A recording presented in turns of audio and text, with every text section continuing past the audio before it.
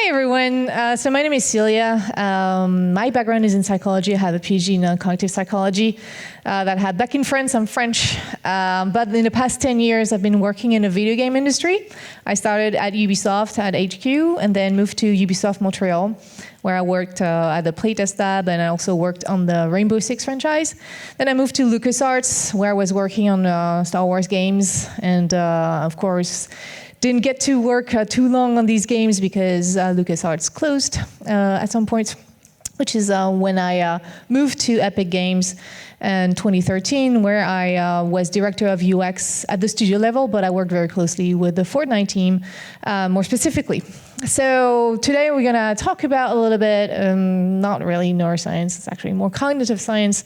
It's less sexy, like less big words like dopamine, like we don't need all these things, but talk about how you can use that and what is UX overall and how it can help your games be better. So this is something, I played a game like called Comfort Rabbit a long time ago, but still at LucasArts, and I unlocked this achievement. I sucked at that game, apparently. But I found that really interesting because it was one of the first times that it was acknowledged that if a player is not enjoying something or a player is not is having too much trouble playing a game, it's probably not because of the player, but because the design is not well adjusted to the audience that you're trying to reach.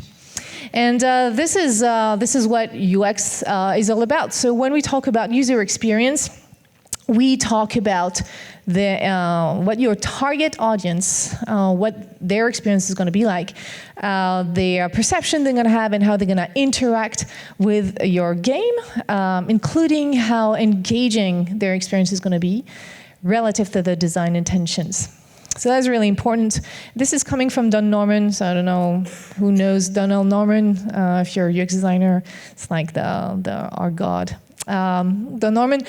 In his book, The Design of Everyday Things, it explains a little bit when you're a developer, you come with your mental model of what you want your game to be, well, in our case, our game is going to be about. But you need to put your, all your thoughts, your mental model, all your aspirations and fantasies about your game into a specific system that has constraints. You are using a specific engine, you have like limited time, money, resources, and so already it's shaping the game differently. But in the end, your audience, your end user, they're going to make their own mental model of what they believe the game is all about, only through their interaction with the system image. So the system image is everything interfaces between the system and them. So it's the controls, it's of course the UI, but not only the sound effect, the animation, like anything between them and the system. And what UX is all about is making sure that we can align the experience of the user with what you had in mind previously. It's really aligning these two mental models. So when we talk about UX, we talk about the whole experience a player is going to have with your game, not just about UI. UI is an important part of it, but UX is really anything. Like the first time the user, your audience is going to hear about your game through marketing, or like when they're downloading your game, when they start playing, the onboarding part, later on when they think about the game, how they talk about it with their friends, all that is the user experience. So, to understand a little bit better how we can use cognitive science to help make games better games, we mostly talk about a few things in cognitive science. This is what we're going to see very quickly because we don't have a lot of time here. But the main elements that you need to understand is how the brain learns, how the brain processes information. So this is a very simplified representation of what's going on in the brain. It's nothing as simple as this, but just for the sake of the discussion here, you can see that anytime you learn about something, it starts from an input. You don't learn from the void. So it starts with perception, and then it's going to have an information processing. You'll learn about something, and if you do learn about something, in the end, what's going to happen is it changes something in your memory physically. It changes the connections, the synaptic connections in your brain. Just a side note here, a lot of people are freaking out about, video games is going to rewire your kids' brains and blah, blah, blah. Yes, but anything you do when you learn, it's rewiring your brain. The brain is plastic. So when you watch a movie, read a book, discuss with your friends, right now I'm rewiring your brain, and it's okay. It's all good. Don't be worried. And so, of course, there's a lot of factors that's going to change that process, make the learning either efficient or not really efficient. Among these factors, we're not going to talk about all these factors. There's many, many of them, biological factors, physiological factors.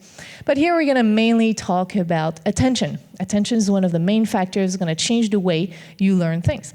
And so I'm going to take an example of each of these little buckets, but please keep in mind this is really, really highly simplified. The brain doesn't work in that way as straightforwardly as it is here. We don't have independent buckets. It's not a serial process. It's not even a process. We use terms coming from computers because it's easier for us. It's a metaphor that we can understand to talk about complex things like the brain, but the brain does not work like a computer. So keep that in mind. But we're going to start with perception. So tell me here, what do you perceive in this picture? Persons? Street Fighter characters. All right. Who perceives Street Fighter characters here? All right. Take a look around you. We are a pretty homogeneous crowd. We are all interested in game development. We are geeks. We play games. Yet, just by showing this image, not even half of you have perceived Street Fighter characters. And so this is just to make you understand that perception is subjective, even if we're the same crowd. Depending on what game you care about, your background, your knowledge, your expectations, with the same input, we are not going to perceive the same thing. And if you're colorblind, just like about 8% of the male population, you hate me right now because you left out from this example. And you would be right to hate me. So also keep in mind that not everybody is going to perceive colors in the same way. That's the reason why you should never, ever convey things through colors only. So what it means is a video game is just a bunch of inputs. Like, people are going to have to perceive a ton of things, and you're going to have to make sure that they perceive the things the way you intended them to perceive them. And that's the reason why playtesting is very important, so you can verify that what you intended them to perceive, they're going to really perceive it that way. So perception is subjective, and this is the reason why we test, like for example, icons. So that was an icon from Fortnite back in 2013. Can you guess what that icon is representing? What's that? Ammo, spike trap. All right, so this is actually the icon for the traps that we were using. And there's a laser. This is exciting. So you can see here, this is the icon that was there. So what we did is we brought people over to play Fortnite a little bit because it was already working pretty well for the core gameplay. And then I asked players, hey, what is this? What is this? What is that? So a lot of players did recognize the traps. But just like you did, a few people thought this was ammunition, and it does look a little bit like the ammunition icon. And because this icon is quite important in the game, because traps are pretty core to the experience of Fortnite, this is really, I don't want any confusion from players with this icon. So what we suggested is to move away from a more real representation of how the traps look like in Fortnite and go more stereotypical and use a representation of a bear trap. Using that representation, now no players were confusing that icon with something else. And this is really important because in Fortnite, it's not a game where you have to understand, the challenge is not into understanding the icons. Unlike a game like Monument Valley, the challenge is on perception. It's not the case in Fortnite, so I want to make sure that there's no challenges for the players there. Another thing important, so we just talked about perception, now we're going to talk about memory. The problem with memory is we forget a bunch of stuff. This is what we call the forgetting curve from Hermann Ebbinghaus. And what is representing as the exponential nature of forgetting. So if you're trying to learn a content that you don't care about, that is not really meaningful at all, with no methodology of any kind, you're going to lose about let's see, about 70% of the content from one day to the next. So this is your worst case scenario. This is really, Bingos was using material that doesn't mean anything, like syllables that didn't have any meaning. But yet, we know that players are going to forget a bunch of stuff from one session to the next, and we need to take that into account so we're not relying too much on their memory, because if they don't remember about something, it can actually be a problem for us. Let's do a game here and see how good your memory is. Can you think about Le Penseur d'Auguste Rodin, the thinker? You all can picture that sculpture in your brain. All right, so try to remember it and tell me if you can remember on which leg or legs lay which arm or arms of the thinker. Right side. So I love that moment when a few people like discreetly try to do the gesture. So right side on what? Like right on right? Or left on right, okay. What else? Left on left? Right on left? Right on right. Okay, I think we covered pretty much all the possibilities, except that he has both arms on the left leg. So the reason why I'm tricking you here is just to make you understand that, remember we were talking about perception is subjective. Perception is a construct of the mind. Well, memory is a reconstruction of the mind. So we don't remember things the way they are. That's the reason why we can't really precisely remember something unless, if you're an artist and you copied the thinker, you have a much better representation of it in your brain because you had a deeper process of that sculpture. But for most of us, we have a general understanding of what it is. We can remember it approximately, but not precisely. Okay, so for your players, it's the same. Their memory is fallible. Our memory is fallible, so we need to take that into account in our games. So one example here is that's the reason why it's really important to always have information in the HUD. A lot of people think, oh, we need to remove stuff in the HUD so that it's going to be more immersive. But if you remove too much from the HUD, then it's not going to be immersive because people are going to forget about things and then don't know what to do, and this is when it can break their immersion. So if your game is a bit complex, you can't really remove too much stuff from the HUD. So here, in Fortnite, every time you come next to a searchable object, you always know what key you need to press. You don't have to remember that. Another thing that we do is whenever you want to craft something, you can pin it in your HUD, so then you don't have to remember how much copper ore you need to gather. It's always in the HUD, so you don't have to remember that information. So by doing that, we're removing some of the memory load so that players can really concentrate on the things that are important to them. All right, now we're gonna do another little game. I'm gonna show you some cards, and I'm gonna ask you to choose one card and to remember that card. I was gonna go a little bit quickly, so choose a card, remember it. All right, I bet I can guess which card you picked and make it disappear. It's crazy. All right, so I changed all the cards. This is a very lousy trick, but this is basically what magicians are doing. They're tricking your attention. This is what we call change blindness in psychology. It's the fact that we cannot easily remember one scene to the next because we're not good at paying attention to many things. We are good at focusing our attention, at paying attention to one element only. And that's the reason why you get tricked by magicians. Magicians are very good at they misdirect attention. So, same thing for us when we play games. We have to keep in mind that players cannot multitask. We can't multitask even though we believe we can. And so when there's too much stuff going on the screen, players are not going to be able to take a look at everything because our attention is scarce. So we have to also mind the cognitive load here. So one of the things we can do is try to avoid having players having to manage too much stuff on the same time and have to pay attention to too many things at the same time, especially during the onboarding part of the game when they have to really learn a bunch of stuff, just like when the first time you learn how to drive a car, at the beginning you can't have someone talking to you, you need to concentrate. Once you know how to drive, then you can listen to music and do something else. Same thing for a game. At the very beginning, there are tons of stuff that you need to learn, so you can't have like too many things happening, otherwise it's not gonna go well. So this is an example where in Fortnite, we're trying to teach players how to heal.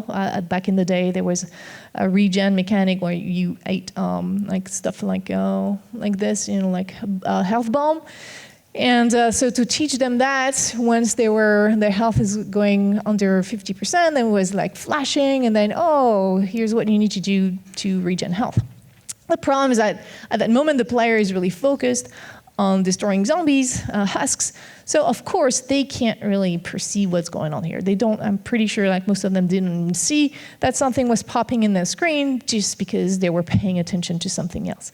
This is called inattentional blindness. When you're focused on a task, you can't see something else going on. And so you have to keep that in mind, because I know that a lot of developers, when they watch playtests, are like, but why can't he do or she do the thing? Like, it's right there. It's just like, it's right here that it says, like, click on this. Well, because they're paying attention to something else. So we're very not good at multitasking, so keep that in mind. All right, so this is like very briefly the main pillars that we talk about in terms of cognitive science to help us anticipate the problems that we're gonna have with players, so we can onboard them and make sure that they're gonna feel competent in the game and have a good time. So keep in mind that perception is subjective, attention is scarce, and memory is fallible. So these are the reminders. I don't cover a bunch of stuff in there, but these really are the basic of the UX pillars you need to remember. All right, moving on quickly. So you have to keep in mind that the brain is very good at making sense of the world with very little information. This is how we survived a predator. But the problem is we're making a lot of false assumptions, and we're gonna do shortcuts and try to understand how things are going on, but we're gonna make mistakes. We are heavily biased, and we are not very good at recognizing these biases, especially for ourselves. We're good at recognizing biases with somebody else, but for us, it's more complicated. So the brain of your player is going to be biased, but yours is also biased. As a developer, you have what we call the curse of knowledge. You know your baby very, very well. So for you, and everything makes sense. You know where to click, you know where to look at, you know where to pay attention. For your newcomers, new players, it's way more complicated. So you have to keep that in mind, and that's the reason why playtesting is really important. All right, so now that we went through the base layer of cognitive science, how we can build up on that, now I'm going to talk about game UX and what it is, and how we can use, what sort of framework we can use to help us here. So the framework that I'm using when trying to build the UX strategy for a project or a studio is this one. Like, if you want your game to have a good user experience, there are two main pillars you need to look into. One is usability, the ability of the game to be used, and the second one is what I call engageability, the ability of the game to be engaging. Other people call that fun or immersion or game flow. Now I use that term that's more encompassing everything that I want to talk about here. So I don't have the time to go through everything here, but in terms of usability, it means basically look at all the signs and feedback in your game, all the input, all the cues, all the things that the players are going to see, feel, hear, and try to make sure that they're clear and that they can guide the players into doing what you need them to do. One of the elements that I'm going to talk about here is called form follows function. This is when you want the icon, the character design, or environment design to look in a way that people can understand what they can do with it. So we call that affordance in design. So just like a door, if you never know you need to push a pull, super annoying. If you have a plate on one side of the door, it affords you to push. You don't need to try it out. You don't need to have the word push. Just by looking at the plate, you understand the interaction you can do with the door. Here's the same thing. You need to have affordance for all the stuff in the UI, all the stuff in the character design environment, so people can intuitively understand what they can do. When you don't have that, we have a problem that we call false affordance. This is when people believe they can do something with an element in your game, but it's actually wrong. Here's an example from Fortnite that we had back in the day. So we were testing a lot of different modes in PvP and PvE. One of the modes in PvE that we're testing is this one, where the player had to find a machine and connect that machine to a generator using, I don't know if you can see well, these connectors that they had to craft. So they had to find material for crafting these connectors. And the problem is that where we playtested this with 4 players playing together, the first thing they saw is this thing, which is a decorative asset. It doesn't do anything for gameplay. But players saw that, and because there's an electrical spark, they were like, oh, that must be the generator. That's like electricity in there. But it doesn't do anything. So you're going to see a short clip of players trying for like 10, 15 minutes to connect that thing to the machine, and it was pretty painful for us to watch. Only 30 seconds left.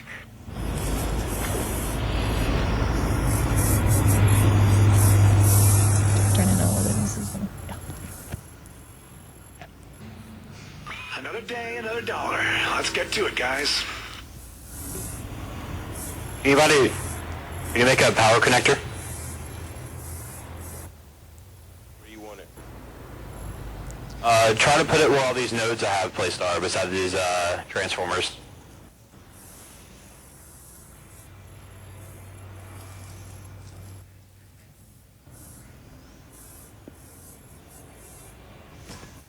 Yeah.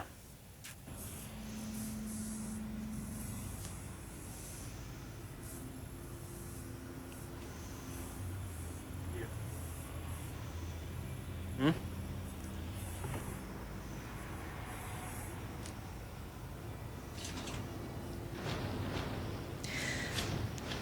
So yeah, your players are going to be so sure to understand what you're trying to convey that sometimes they're not even going to think about doing something else. This is something that we do as humans. When we believe we understand something, we don't really pay attention enough to actually correct our behavior. And this can be a big problem in your game. If players think they understand something and they do it wrong, but then they're not ready, they're not in the right mindset to understand it better, then you go ahead of a lot of problems. So you need to try to anticipate these problems. It's not easy to anticipate all the time, but for example, you need to sit down with your artist and say, all right, we're gonna try another a new mode. This is what the gameplay looks like. These are the gameplay assets that we need. Do you have any assets that you did already? Because usually artists start to work on assets way before everything is settled in terms of gameplay. Do you think you have something that could go against the gameplay that could create a false affordance? So it's complicated, but you need to think about that.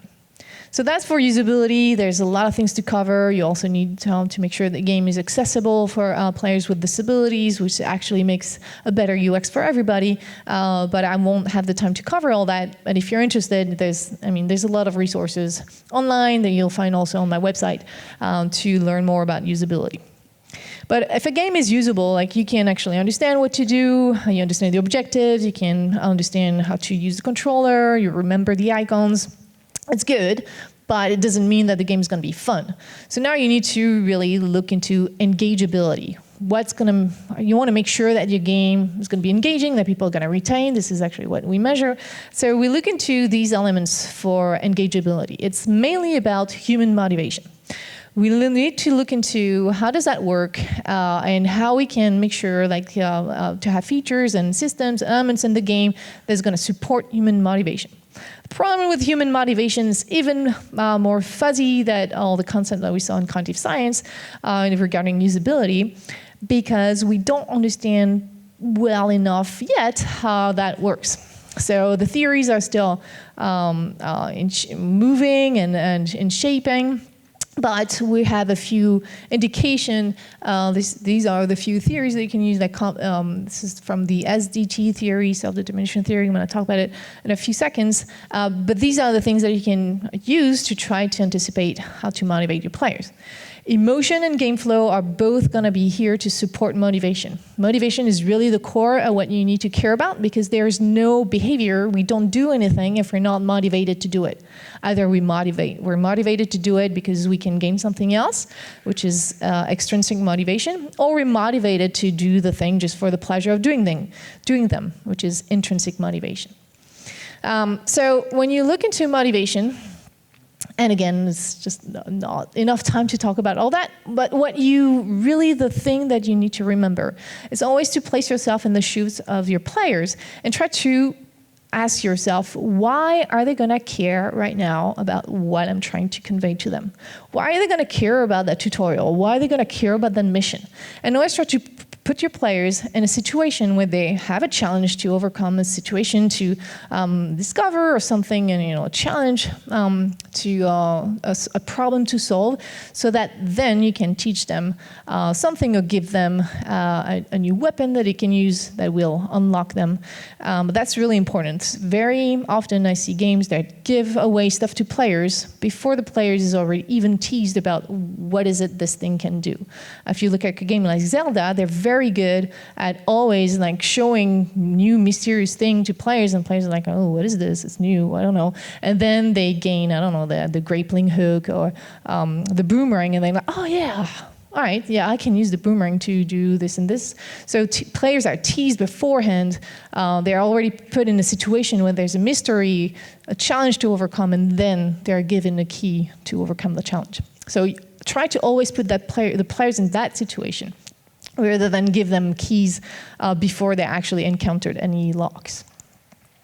So, to try to motivate intrinsically players into doing some things, just for the sake of doing it, you need to look into the theory, the best theory we have so far, which is called the self-determination theory, or SDT for short. That theory is explaining that we are more motivated to do some things, some activities, if these activities are satisfying our needs for competence, autonomy, and relatedness. Competence is we need to feel in control, and we need to feel a sense of progression.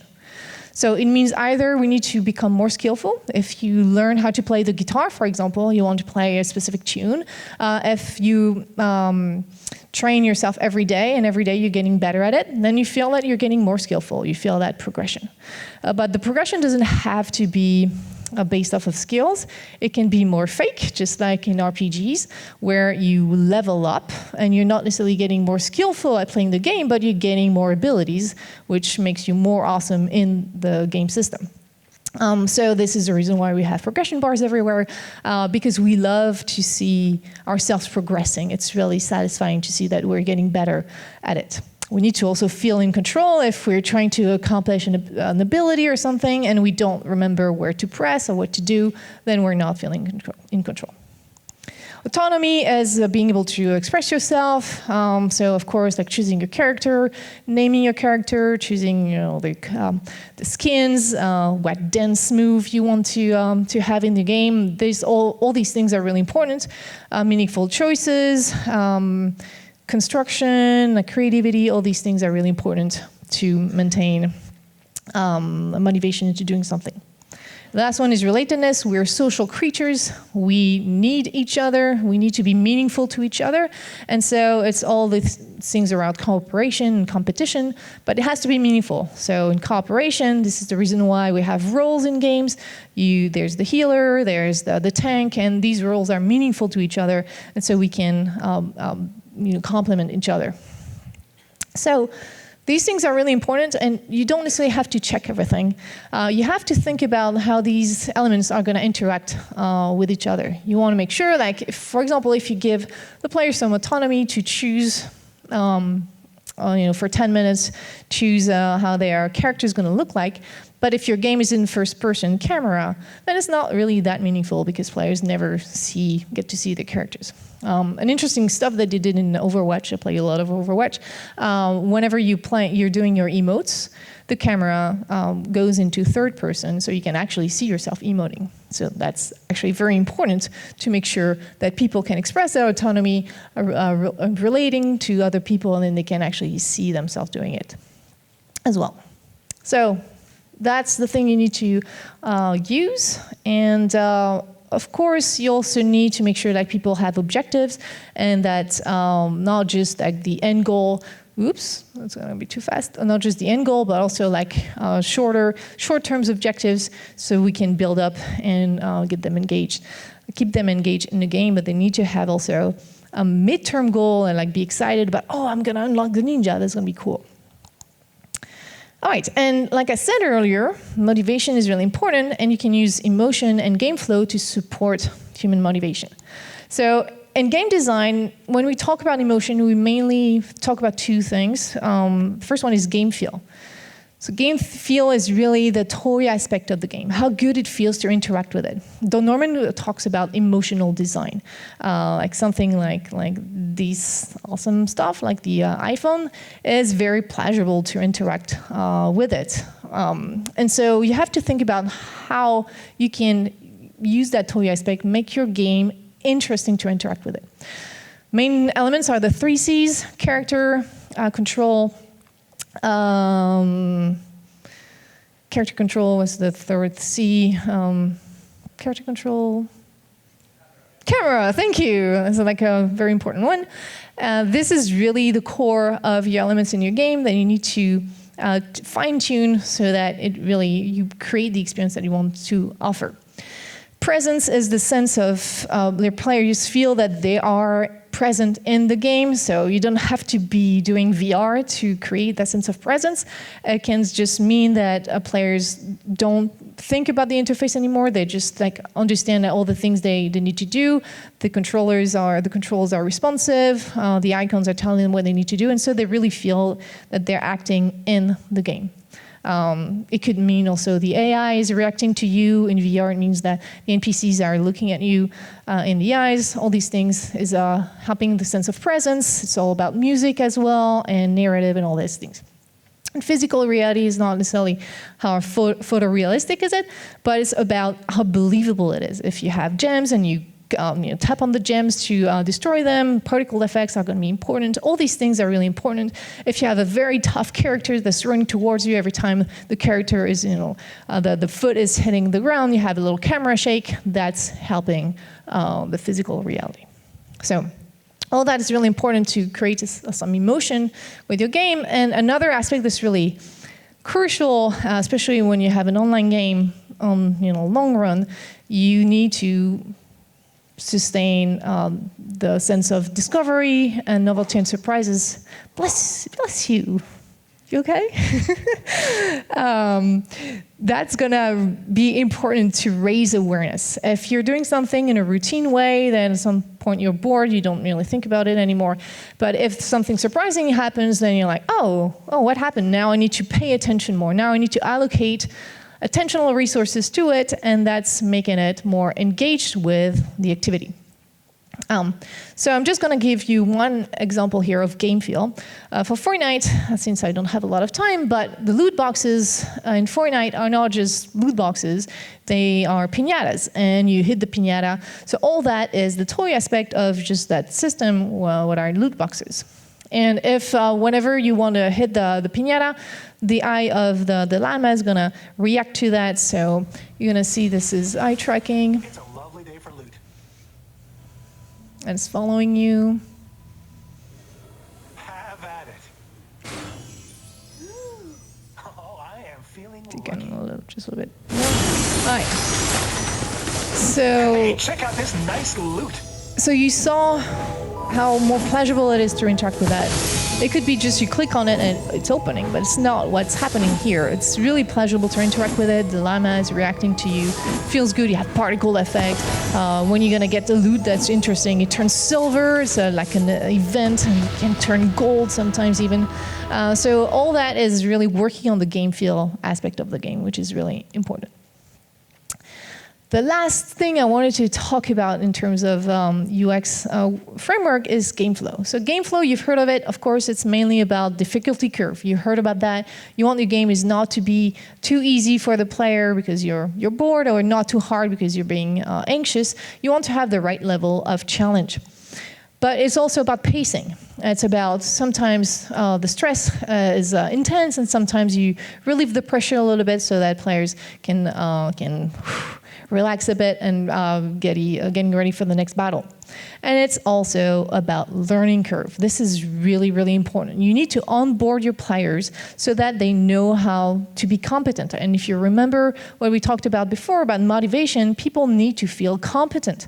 And so if you're not onboarding them and making them feel competent, you're going to have a problem at some point, because players, if they don't understand how to get better at the game, they're probably going to stop playing. And for onboarding, what you want to do is always for the main important things in your game. So you can't onboard your players on everything at all levels and a very high quality bar. So you're going to choose what features are the most important, what mechanics are the most important for your game to make sure that players are getting competent with these features. So with these features, then you try to teach them by playing. Because learning by doing is much more efficient than if you're just being taught to do something. And you need to, again, make sure that it's meaningful for players. Here I'm going to use an example of how we started to work on Fortnite a long time ago. We knew that building is a very important mechanic in Fortnite, and we needed to teach how to build efficiently very early on. And so this is what the level designer first thought about, how to make it learning by doing. So it put a tractor in a barn and said to a player, hey, we need to protect it. Of course, first thing they do is try to destroy it. And like, hey, no, we're going to protect the tractor, and because it's in a barn and there's just an opening in the barn, most players, this is from a playtest, understand that they need to close the barn with a wall. So the player is trying to do that, but I don't know if you see well, you actually need to destroy these two little panels before you can actually put the walls down. And so that's what's complicated for a few players. They're trying to build around it. And there's time pressure, like in 1 minute the zombies are going to arrive. So I'm cut it down a little bit here. And we saw players at some point, all right, placing the wall and trying to do something, but hey, already cannot place the second wall because don't have enough resources anymore, no wood. And so this is really an example where we're trying to put the player in a meaningful situation, but it's really not super intuitive, and the players are placed in they're set for failure. Because of the time pressure and they don't have enough time to experiment on things, it's not really satisfying. It's not really easy to find the right solution for that, but after a few iterations, level designer thought about, hey, how about we just spawn the player at the beginning in a pit? And that's it. The player spawns in a pit, needs to get out of the pit, because otherwise you can't really explore the world of Fortnite. And so it's naturally motivating player to find a way to get out of the pit. So building a staircase, they have a ton of resources around them, so they're not going to be stressed by that. They don't have a time pressure, but they're pressured by, I don't want to stay in the pit. So it's a more natural pressure to make them try to figure out how to do that. So that offers a greater meaning, and it's much easier to do because you don't have to place the player necessarily in a situation that's complicated with a very heavy narrative. You just have to find the right situation to make it meaningful for your players. So easier said than done, but if you played Fortnite and the PvE, we still use the thing, like you spawn in the cave, and at the end of the cave, you need to get out, and this is how we teach about building. All right, last part, and I don't have a lot of time. Last part is about the scientific method. What we saw so far is knowledge about cognitive science, having a UX framework to understand what are the ingredients that you need to focus on. Now we're going to talk about the process. It's really important to have a scientific method. And why? It's because we're biased. And so the scientific method is here to help us overcome our biases and make sure that the effects that we see are really what's happening in real life, so we can react accordingly. So we playtest, like I said, is very important. This is the playtest tab that built up at Epic. And you have to find the right tool, the right method to use, depending on where you are at in the development process, don't be shy. You can test many, many things very early on. You can't test everything, but there's always something you can test very early on. Make sure that you have, if you have UX researchers on your team, make sure that you give them a seat at the table and tell them what you're trying to accomplish, and they're gonna be able to help you out and what you can test when. And also, work on your hypothesis.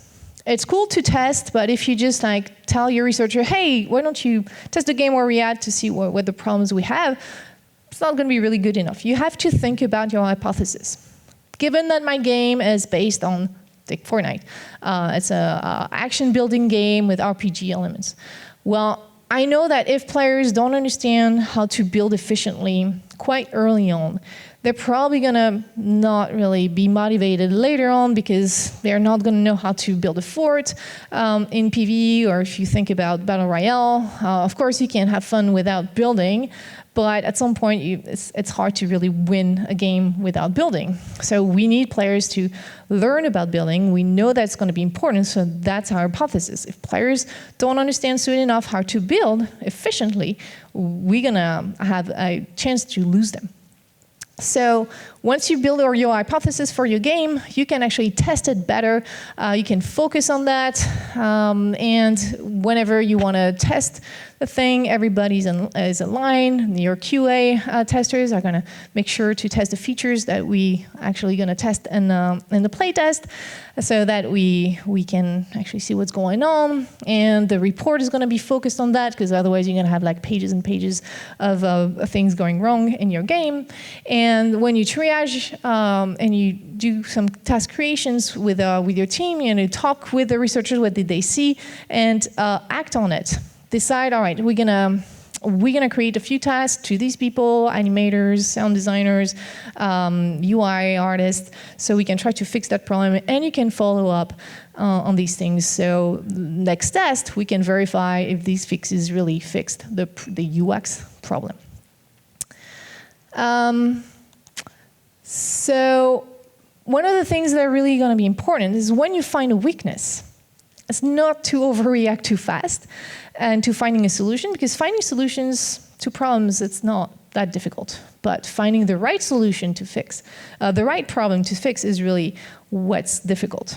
So, for example, in Fortnite, we had players complaining, oh, it's too grindy, we spend a lot of time grinding. So, where is this coming from? Is it because it's a game that's a grindy type, or is there something in our loot design or in the harvesting design with system designers, like something in the math is wrong? Or is it that the perception of the player is not really what it should be, because of problems are not from the design, but from all the input that players receive? Here's an example. When you harvest in Fortnite, every time you bit a car, you're gonna see that this little element's popping every time. So if you want to harvest metal, you see one 3D element that's going popping. It can give you the feeling that you're only harvesting one piece of metal at a time. That would be my guess. That could be a problem in perception, where in fact you're collecting way more than that, but it's not as precisely conveyed to players. Another thing that's important is also in Fortnite, you have that weak point mechanic. So I don't know if you played Fortnite. Whenever you hit on something, you have this little weak point that appears, and you need to aim at it, and then if you do that, it's harvesting way faster. So when we tested that very early on, we saw a lot of players ignoring this completely, so they were not aiming at it. And this is a problem, because if the system design is based on the assumption that players are going to use these weak points, then if they don't use it, of course it's going to take more time and feel super grindy. So we can iterate on it to make it more obvious, because players, when I was asking them what is this, they were like, I don't know. And so they iterated a little bit on it, so now it's more popping out. And so this is what we observed. We're hoping that players would aim at it. And they don't. And like, what's going on? And we were asking players, so what is this? And they were answering, oh, it's just a sign telling me that I'm targeting that element. Like, All right, so now they see it, but they don't understand what it means. And what the design team did was pretty smart, and instead of giving that weak point feature right away, they put it in the skill tree. So now it's something that you need to buy at some point, and it becomes an event a little bit more. So of course, a lot of players don't read, so don't rely on people reading your stuff.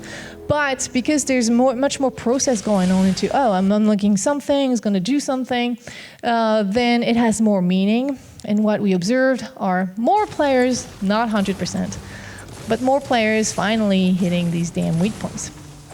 So again, like we spent a lot of time on that. It could be like a small feature, but because it could be affecting badly something that's really core to Fortnite, you might want to spend more time on that tiny thing because it's going to have a huge impact on the experience of your player. And that's the reason why you need to determine what experience you want to offer, to whom, who's your audience, what are going to be the core pillars you need to focus on, so then you can solve the right problems. And to do that, you can use these ingredients I was talking about from the UX framework. And that's pretty much all I wanted to talk about today. So thank you so much for your attention. And don't hesitate to let me know if you have any questions.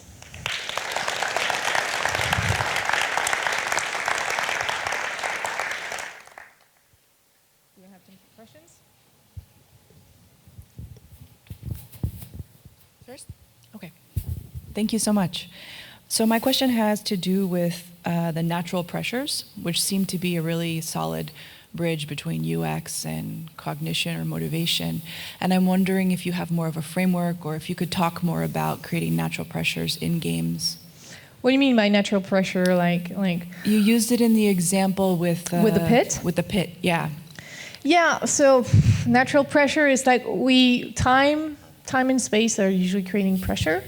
So if you have a countdown that's creating some pressure for the players, or when they're going to feel overwhelmed because there's a lot of enemies that are coming, waves of enemies is really a way to create pressure. And it could be created through space. Like if you're in a tiny space and you feel like being claustrophobic, it's really like these main elements where you can create some pressure. So it's time or numbers of enemies, swarms of enemies, or space. Yeah. Oh, thanks. Hey, about the playtest labs that you mentioned, how do you recruit the players that are doing this test? How regularly?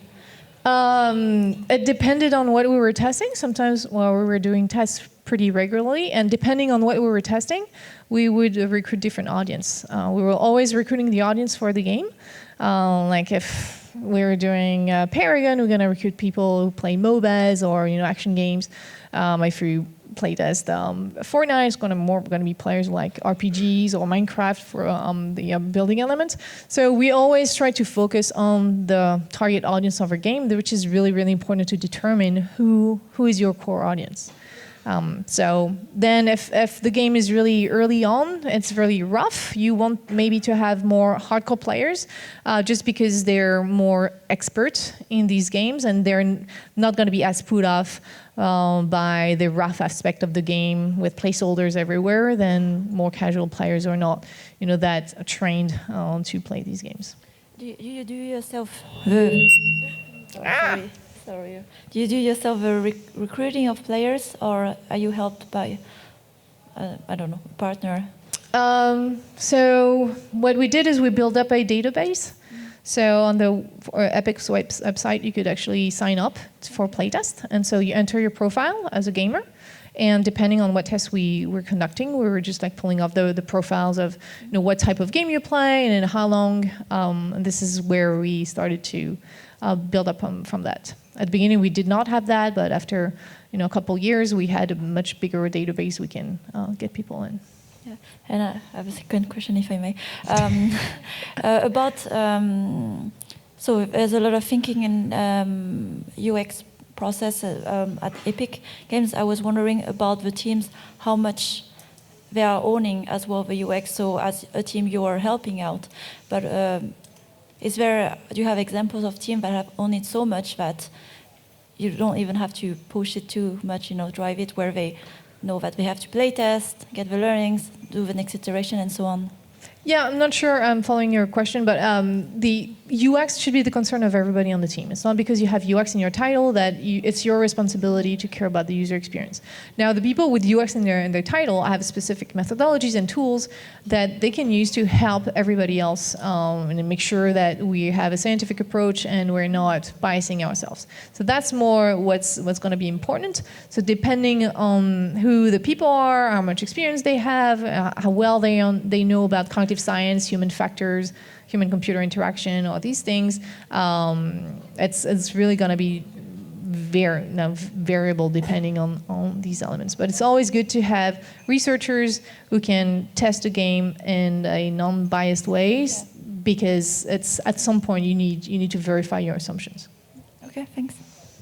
Yes. Maybe just one last question. One last, and I'll stay here anyway for a few minutes if you have more questions. If somebody has a direct gaming question, you should probably ask that. The word gamification is taking on momentum, Yes. and I wanted you to comment on it. I think you just did.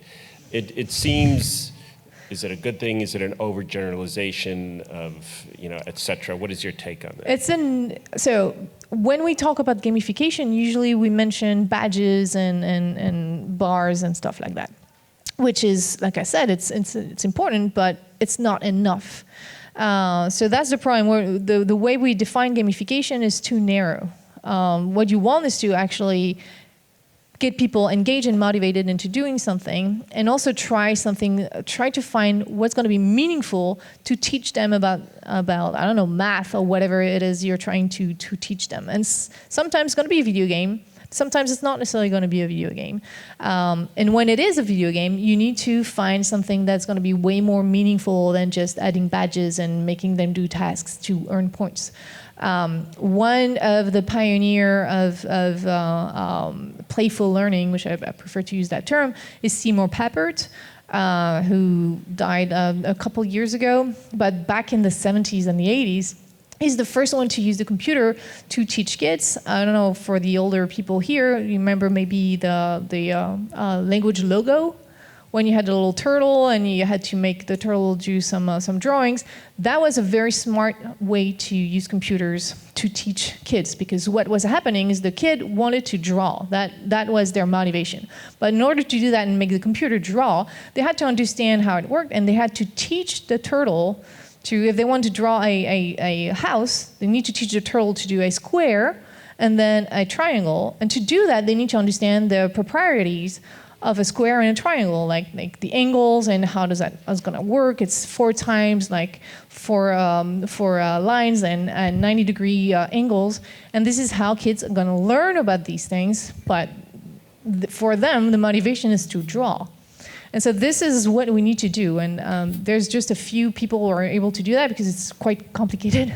To do that is much easier to put badges and and points, but this is ultimately what you need to do, because it's also allowing for more transfer of competence, and this is ultimately what you need to do when you want to do educational products. You want people to be able to transfer what they learn on one context to the next. And Papert, P-A-P-E-R-T. Thank you so much. Thank you.